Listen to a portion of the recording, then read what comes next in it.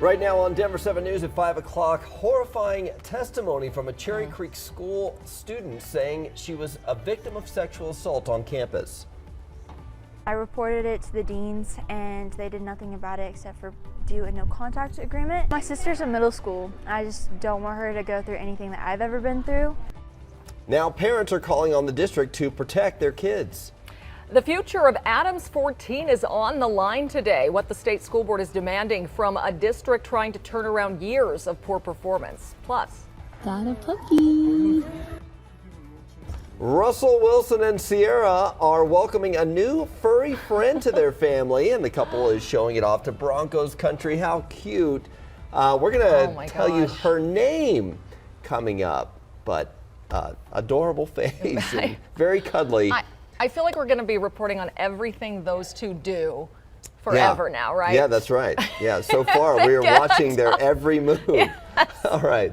Thanks for joining us on this Tuesday. I'm Brian Sanders. And I'm Nicole Brady. Of course, we're sticking with the warm temperatures today and sunshine. Lisa, obsessed with the Russell Wilson family bathrooms.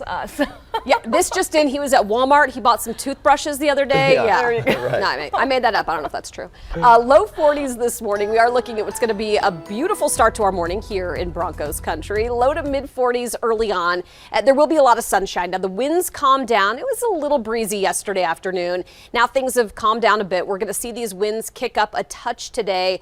Wind speeds here in Denver will get to about 20-25 miles per hour, so it's a pretty light breeze. We'll be near 70 by about 2 o'clock. So if your kids are going to bike to school today, it'll be a beautiful morning, cool on the first end of it, and then pretty toasty by this afternoon. Anywhere from 78 to near 80 degrees in and around Denver. More 60s than 50s in the mountains, and quite a bit more sunshine in the high country today as well. Coming up though, the winds will kick up more so tomorrow, and it's going to get hot. We're talking upper 80s, near 90 on Wednesday. We'll take a closer look at the fire danger here in just a few minutes. And right now, as you can see, we have some overnight construction here and there, including down in the Gap project. As you take a look from the camera down there near Larkspur, there are some areas that see some flashing lights that are still happening down here, and so still might see some lane restrictions down in Larkspur. Take a look at I-70 right now, and I am seeing some slow-moving traffic. Take a look from the camera where you can see some of the construction trucks that are slowly moving east on I-70 across I-25, heading now for the Purina plant. So it is slowly opening, but you're going to have a little pocket of slow and go traffic in there, and that's why the drive time is a couple extra minutes longer than on the other side of town. The rest of the drive looks pretty nice. No big problems for us in Aurora right now, but there is a closure of northbound Chambers for gas line repair, and I'll have that detail for you coming up in just a minute. Thank you, Jason. Well, parents in the Cherry Creek School District are calling on leaders to take action about allegations their children were either sexually harassed or assaulted on campus. Denver 7's Veronica Acosta joins us now. And Veronica, parents are promising they're going to keep showing up till something is done to keep their kids safe. Yeah. They are, and it was really interesting. Not just parents at that meeting, but also students showed up. But most shared a similar message with us. They think they should be safe at schools, and they want the district to do more about these alleged sexual assault and harassment situations. Now, we first brought you this story last month. One parent told us his daughter had been sexually assaulted. We spoke with that same parent last night. He said he was at the meeting to support the many others there. A student also told us she doesn't want anyone else to go through what she did. It's heartbreaking when something like this happens to your daughter. And I beg all of the other parents that if it's happened to you guys, come forward too, because this is the time. You know, we're putting pressure on the district, and they need it. My sister's in middle school. I just don't want her to go through anything that I've ever been through, and hopefully that there is some disciplinary action if there can be, which we can do. And Mackenzie Sleesman, who you just heard from, said after she was a victim of sexual assault at a high school in her district, the district responded with this so-called no contact agreement. That basically barred any communication between the students involved in the incident. District officials told us that it's just one of the tools they use when investigating such claims. And we did reach out to the district for comment. They said, in part quote, "We cannot discuss any specific student cases as we must protect the privacy of our students. We will not violate the privacy of students and potentially re-traumatize victims by sending communications to an entire school community. when we learn about a student who reports being the victim of an assault. The district added investigations are done following board policy as well as legal standards. So I took a look at the Cherry Creek School District website this morning. The next Board of Education meeting, that isn't scheduled until June 13th. That is more than 2 weeks after the end of the school year. In studio, I'm Veronica Acosta, Denver 7. Seems like a long time away. All right, thank you, Veronica. Police have arrested a man accused of killing 3 family members. Elijah Hood is accused of killing his aunt, her grandson, and great-grandson, who was just 4 years old. Hood made his first court appearance yesterday. The judge ordered him to be held without bond. All 3 were found dead in a Denver apartment with multiple gunshot wounds. Police have not announced a motive, though. A tumultuous school year is coming to an end in Adams 14, but not before a big meeting with the state school board today. Denver 7's Christian Lopez joins us. Christian, the board is demanding a plan from the district after years of low performance. The board gave the district a month to come up with an improvement plan, and Adams 14 must present that today, and it has to include a partial manager. So the district must let the board know what responsibilities it plans to handle on its own and what this outside management company will be responsible for. Adams 14 has had years of low academic activity, so much so that the state has been forced to intervene. And back in 2018, they actually brought in an outside management company to oversee the district, but that ended in a lawsuit 2 years later after the district stopped working with them without seeking board approval. Superintendent Carla Loria told us last month the turnaround time was aggressive, but she still remained optimistic. It takes the whole community, the state, the local board, and the superintendent working together. And my understanding, all those pieces were not in place before. But now I think things are very different. We have a very strong local board.